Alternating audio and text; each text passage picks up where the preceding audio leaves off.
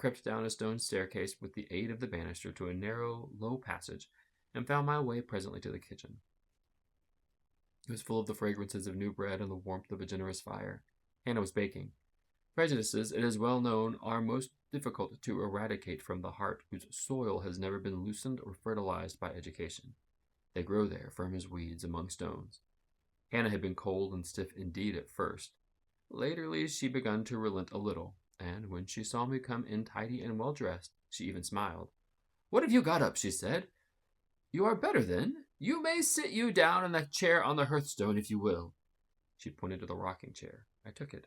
She bustled about, examining me every now and then with the corner of her eye, turning to me as she took some loaves from the oven. She asked bluntly, "Did you ever go begging before you came here?" I was indignant for a moment.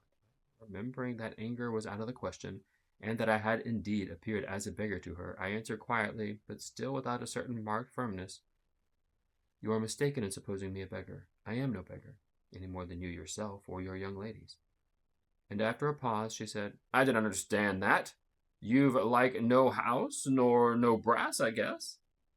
"The want of house or brass, by which I suppose you mean money, does not make a beggar in your sense of the word." "Are you book-learned?" she inquired presently. "Yes, very." "But you've never been to the boarding school?" "I was at a boarding school 8 years." She opened her eyes. "Whatever cannot ye keep yourself for, then?" "I have kept myself, and trust shall keep myself again."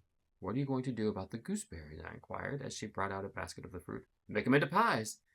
"Give them to me, and I'll pick them." "Nay, I do not want you to do naught." "But I must do something. Let me have them." She consented, and she even brought me a clean towel to spread over my dress, lest, as she said, I should mucky it.